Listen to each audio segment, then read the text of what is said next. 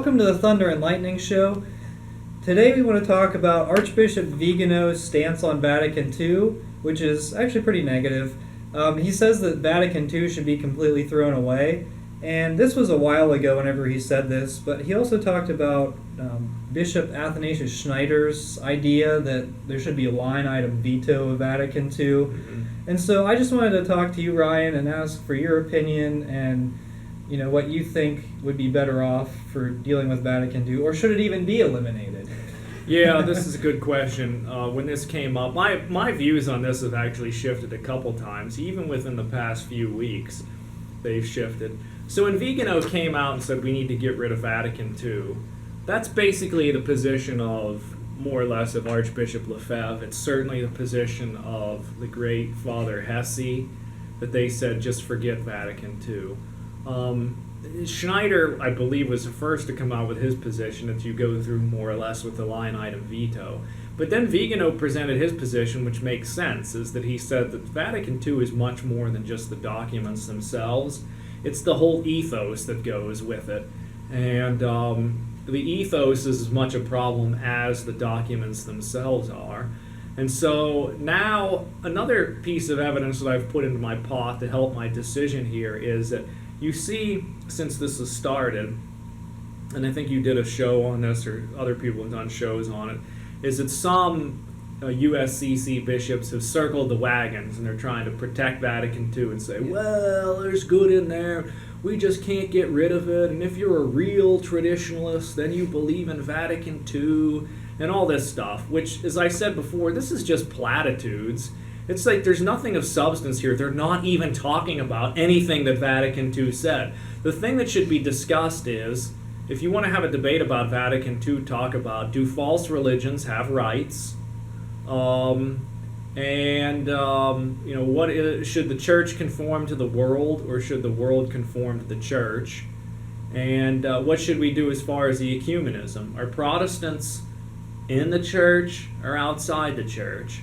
Are Eastern Orthodox in the church or outside the church? Is the Catholic Church the Church of Jesus Christ? These are all questions that they should be discussing, but again, right now it's just slogans and whatnot. So that has convinced me that you will now hear it. I'm coming out of the closet, so to speak, right here, live, recorded on YouTube, is that I say you've got to scrap the whole Vatican II project, because it is so intrinsically disordered that it's rotten at the root, and it's much more than just those 16 documents.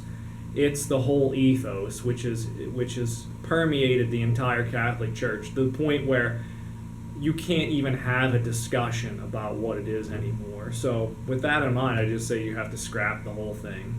And I would agree with that. I think Archbishop Vigano said, the spirit of Vatican II is so ingrained, and you said, and I would say the spirit of Vatican II is ambiguity. Mm-hmm. And if you do the line item vetoes, you're still going to have a lot of ambiguity. So I'm pretty sure the sacred music document is Musicum Sacrum of Vatican II. Do you know if that's true? It might be, or Musicum Sacrum was an earlier one. Okay, well, I read that, and I said, this is good generally, but there's so much ambiguity, you kind of should do this, and this is kind of a good idea. It says, Latin should be retained. That's the Sacrosanctum Concilium, the one about the liturgy, that says Latin should be retained, but you can use the vernacular, blah, blah, blah. It's just one contradiction after another. Well, you can put ketchup on a hamburger, or you can put mustard, whatever you want to do. You can eat a hamburger or have a hot dog. It's up to you. You can do a little bit of ketchup. A little bit of mustard, relish is okay. But whatever you do, you can't do what we've been doing before. Yeah. That's just right out. Can't do what you've been doing before. So I tend to agree with that. Now, I think, and moving forward, if a pope were to say, all right, let's get rid of Vatican II, it would be really difficult road. I don't know about difficult, but it would be a challenge to move forward for sure. And the one thing that I noticed, this is maybe a little off topic, is that the Second Vatican Council lasted from 1962 to 1965, and the Novus Ordo wasn't promulgated until 1969. Missale Romanum? Missale Romanum, 1969. 1969. AKA Novus Ordo Missae. And it was 4 years after the Second Vatican Council. And I wonder how intertwined. I mean, the Novus Ordo and the Second Vatican Council go hand in hand. But if you get rid of Vatican II, that wouldn't necessarily get rid of the Novus Ordo immediately. You'd have to actually separately get rid of the Novus Ordo. I mean, you could do it at the same time, but... Yeah, I don't think that they do not go hand in hand. I think what you'd say, what goes hand in hand with Vatican II is the 1965 Roman Missal. The 1965 Roman Missal is the product, actually, of the Second Vatican Council, which did the things that the Second Vatican Council said that you should do. Like, it has vernacular prayers, and it removed some of these things that were accretions or whatever they are. So it basically stripped out the prayers at the foot of the altar, and the last gospel may have introduced some other things or cut some things out, and that would probably be, I don't know, that's kind of like, I don't know what they thought that they were going to get at Vatican II. It was like, hey, there's a bunch of guys, let's all agree on something, like Obamacare, let's just sign this and see what happens. And unfortunately, there was no Pope Obama at the time who would say, like, well, if you like your missal and your mass, you can keep your mass. I'm not going to take it away from you. And we didn't get that. We got Paul VI, who was like, what the hell is wrong with you wanting to use the old missal? We have a new missal, and it's the best, and if you don't like it, I don't know, let's just get out of here. That was Paul VI. That's the spirit of tolerance and accompaniment that we got with Paul VI. But anyway, so back to the point being, if you get rid of Vatican II, well, then what do you do with the old Mass? Well, you've taken out the foundation for the new Mass if you get rid of Vatican II. So you would have to do something with that new Mass. And another question that I have for you is, what exactly do you mean by get rid of Vatican II? Wipe out the documents, just say these are heretical. It's totally null, void, yeah, forget it ever happened. Just void them, because there's some heresies in it, so... Yeah, and Father Hesse said the problem, if you look at it, he mentioned, if you have a book, say it's a very good book, but it contains one error, then that is enough to get the book put on the index of forbidden books, not readable for Catholics. One error. And he said there's one error in there's multiple errors in Vatican II, so therefore you have to put the whole council on the index. And I think that's where I'm at. But there's a subtle way to go about this, and it's Father Hesse was of the opinion. First off, Father Hesse was of the opinion that Second Vatican Council was not even an ecumenical council, which I agree with, and I'll tell you why. How do I know that? Because the Pope told me. When did the Pope tell me? Well, the Pope told me, Pope Paul VI in the closing address of Vatican II, Pope John XXIII at the opening address of Vatican II, said, this is not an exercise in the extraordinary magisterium of the Catholic Church. So if it's not an exercise of the extraordinary magisterium of the Catholic Church, but it's a gathering of bishops, then all it is it's a synod of bishops, which is what we have been having these all the time. There was the nod to sin, that was about marriage, and then there was one on the youths, the synod on the youths, and both of them produced garbage documents that, are good for doorstops or for fire starters. And maybe that's what we can say Vatican II is. It's just a synod of bishops. They gathered together. They didn't exercise extraordinary magisterium. It was just ordinary magisterium, which is what the Pope said. They said it's just an exercise in the ordinary magisterium. Nothing there is infallible. Nothing is irreformable. Therefore, the things that are in conformity with tradition, you say, okay, yeah, that's good stuff. And the things that are not in conformity with tradition, you just forget or flush and ignore. And I think that's what you can do. You just say, this was obviously, there's nothing to change. It's just written there. This is not an exercise in the extraordinary magisterium. Therefore, it's not an ecumenical council. Period, by definition, and it's now basically abolished. You take what's good, and you have the Pope issue a post-synodal apostolic exhortation, let's say it's Pope Pius XIII, and he issues this post-synodal apostolic exhortation on the so-called Second Vatican Council, and he says, well, these are the good things. And apparently, I watched a recent show.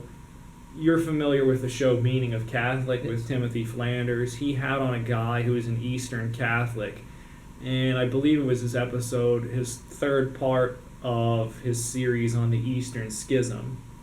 And they pointed out that there's actually a really good document in Vatican II that deals with the Eastern Catholic churches. And they said it was very useful in helping the Eastern Catholic churches return or reconvert towards their Eastern traditions. And you would think, like, it's so ironic that Vatican II told the Eastern churches to turn towards your traditions, but then it told the Latin Church to forget your traditions and look towards the future. Oh, it's the age of Aquarius. Oh, forget the stuffy old Latin liturgy. Let's turn around and put on polyester burlap vestments, and I will smile at you during the Eucharistic prayer. And that's what they told us to do. So there are. That's one good thing in Vatican II, is the document on the Easterns.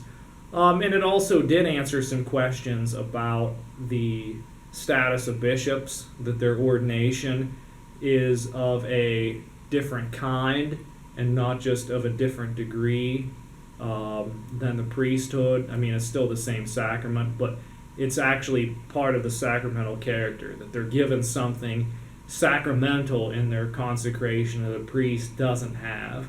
So Vatican II answered that question, and there might have been one or two other things. But as I said, the problem is there's errors in there. Like that we together with the Muslims worship the one true God. All of Nostra Aetate. Nostra Aetate. Although at least in defense of that, it's so, the fathers of the council, the so-called council, the fathers of the synod even knew that this thing wasn't binding.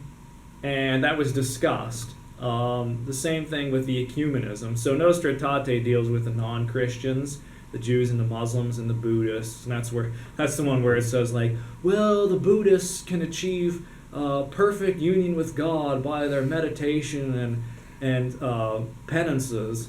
And that's the one that Taylor Marshall was just like, what? You're telling me that you're going to achieve perfect union with God apart from Christ? That's pure Pelagianism. It's pure Pelagianism. So you flush that document, flush Nostra Aetate. The one about ecumenism, probably flush that. Dignitatis Humanae about the religious liberty, flush that. And but there, you can find some good stuff in some of the documents. But the Pope Pius XIII just writes it in his post-synodal apostolic exhortation and says, the Synod Fathers suggested these following things, and we confirm X, Y, and Z that they said, but we condemn these other things as being contrary to the magisterium of the Catholic Church, like the religious liberty, the ecumenism, the collegiality. He would just condemn those as being, or pass over them and say, like, all that stuff's nullified. So another question, a lot of bishops recently have said, well, the Novus Ordo, it can be done really beautifully. And I guess, and I would be interested in your opinion here, like, how would the Novus Ordo being done beautifully differ from just the Latin Mass being translated into English? It wouldn't. It would be the exact same thing. And that means that it's basically pointless. And if you look at why was this thing created, they had already implemented Sacrosanctum Concilium when they got the 1965 Missal. It was partially in English, partially in Latin. Some things were done, like facing the people, the readings. Like I said, they took out these things that they called medieval accretions, the prayers at the foot of the altar and the last gospel. And it was basically the old Mass in English. Why did they need to do anything more? Well, the reason why is because you had heretics who wanted to change the faith. To make the Bunini Mass, which, as he called it, is the stripped-down Mass for Protestants. That's what the Novus Ordo is. See, the 1965 Missal was too Catholic because it was clearly a Catholic Mass. slightly mutilated and slightly changed with some of the introduction of the vernacular. But the problem was it was still offensive to Protestants. So Bunini's goal was to make a stripped down Mass for Protestants. And so that's why we got this Novus Ordo. And that thing's got to go. And nobody likes it.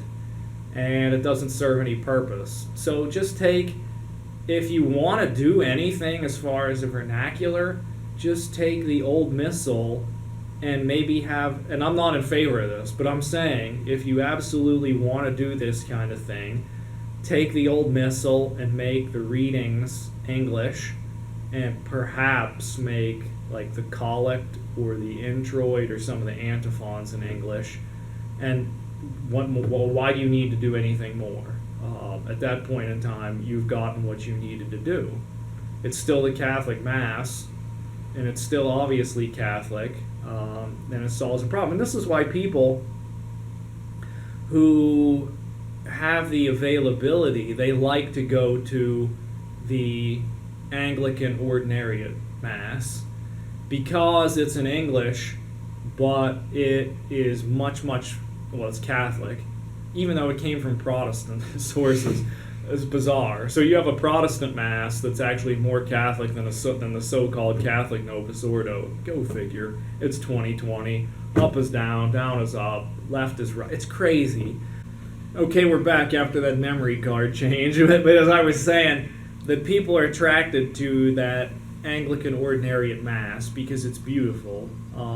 And that's something that the Novus Ordo doesn't offer them. So why don't we just have the traditional Latin Mass and the Anglican Ordinariate? Isn't that enough? Or maybe, I guess if you say, well, Anglican Ordinariate is only for Anglicans, after all it is a Protestant Mass, well then let's have the traditional Latin Mass. And maybe if you wanted to, as I said, I'm not in favor of this, but maybe if you want to, you can put like the readings in English or whatever. But, I don't know. I think that the higher-ups, the authorities, are really married to the idea of this Novus Ordo. They put all their eggs in this basket. And this is like, the higher-ups and the engineers and the taste experts and the CEOs, they said, we got to compete with what's out there in the world, what the Protestants are doing. And I know you love your Coca-Cola, but we have to come out with this new recipe. It's going to be better than Pepsi. Believe me, you'll love it. Sales will double. And here is your new Coke. And by the way, your old Coke Classic, is finished. And so they do that, and immediately everybody flips. We don't want this new recipe. We like our old Coke. And people are stockpiling their old Coke. They're selling it privately. People are like closing the shutters in their house and in a dark room, and they're sipping on their Coca-Cola. They don't want the Coca-Cola CEOs and GMs and local distributors to know that people aren't interested in new Coke. Well, the difference is that the Coca-Cola executives actually realized, wait a minute, nobody likes new Coke. They want old Coke, and so people are just going to go drink Pepsi or RC Cola or Sam's Choice, Members Mark or whatever. They're just going to switch to that. But the bishops, they're they're sold out. They're either ideologues or in the clutches of Satan. They're blind, and they're not seeing this. So anyway, that's the bottom line about this. About this Novus Ordo thing. Yeah, and the bishops, I really think it's a mindset, to be honest, because they went to seminary, and their seminary was telling them, this is the new Pentecost, this is awesome, there's going to be a great expansion in the church. And after, the bishops have been priests for how many years? 30, 40, yeah. So after 30 or 40 years of that, it's kind of hard to switch gears. Even Cardinal Brandmuller said, there's nothing wrong with the Second Vatican Council. Of course, he's been drinking the Kool-Aid for 40, 50 years. So if you haven't, if you didn't have an allergic reaction immediately to the different recipe, well then you've become accustomed to it. So he's only known the Vatican II Church. if you actually had a problem with Vatican II, you would have complained about it and joined SSPX or something long ago. That's kind of what makes Vigano all the more interesting, is that he grew up in the Novus Ordo fish tank. I think, though, he was probably ordained maybe before the council began.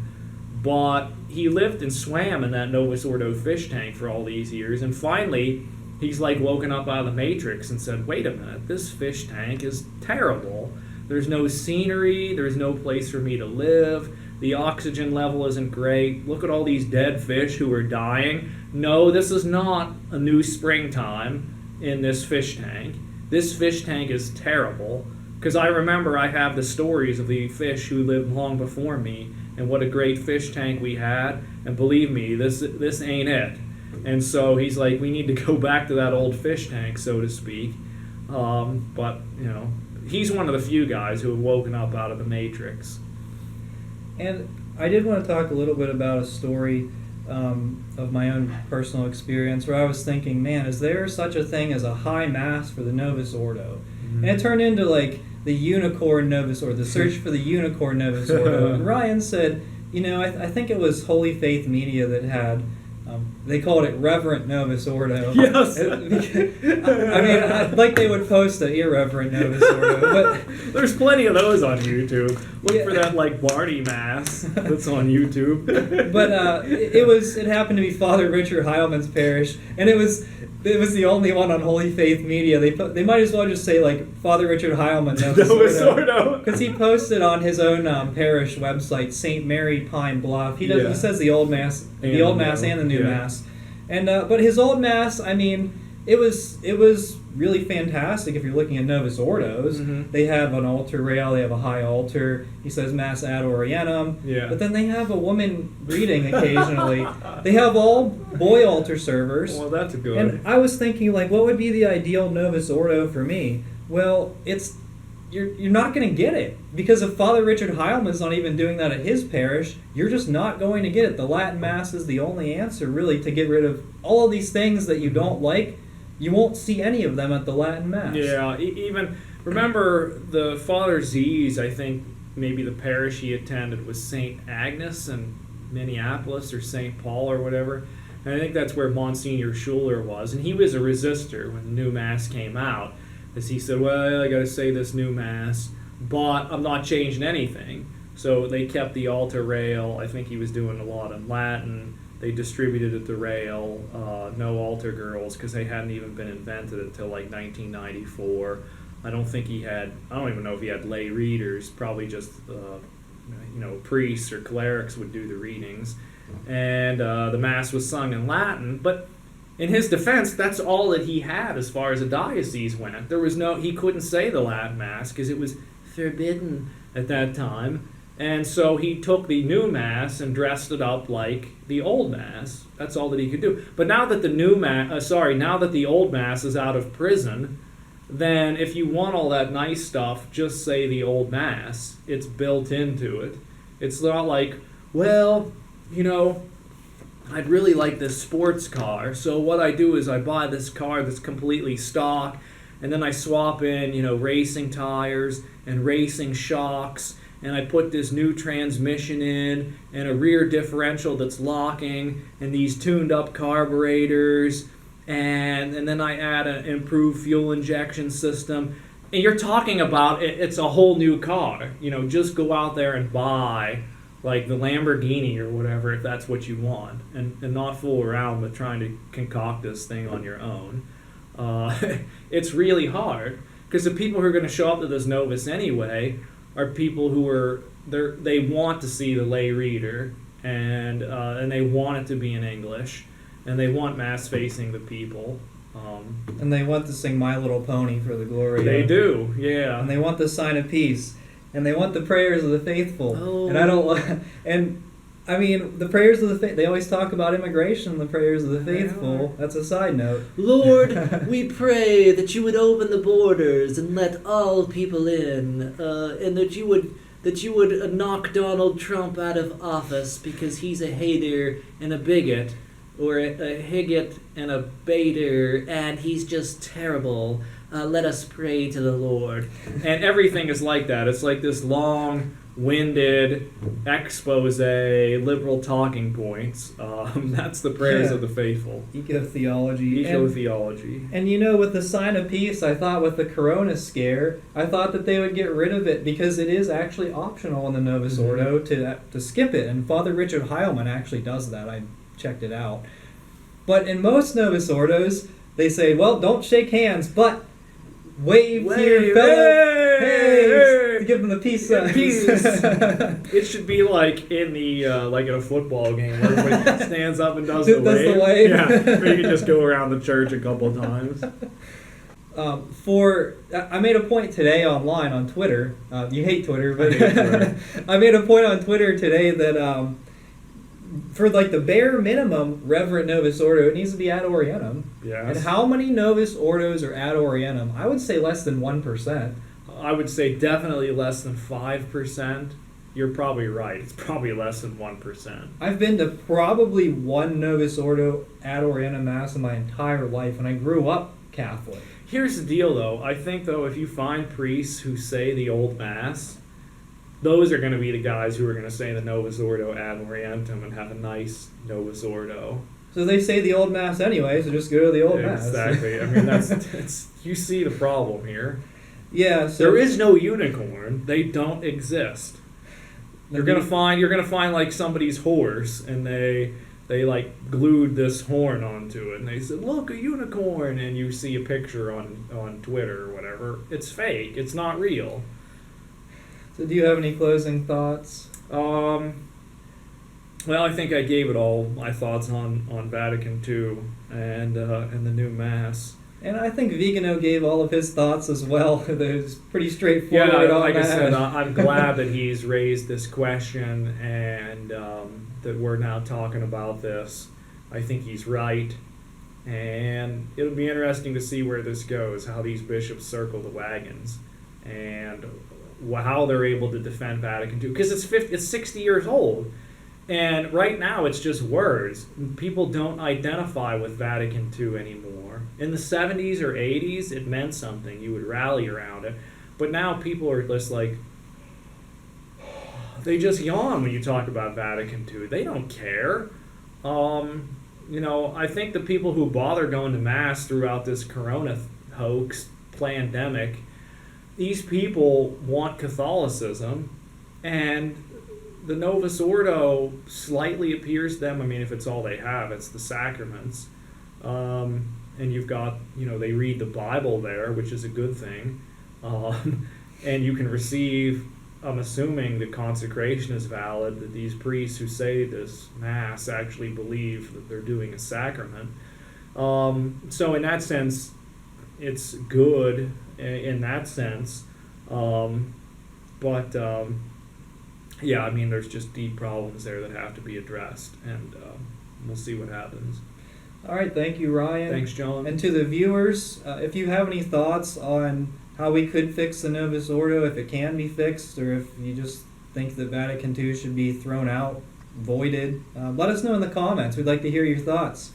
Thank you so much for watching, and have a great day. Peace.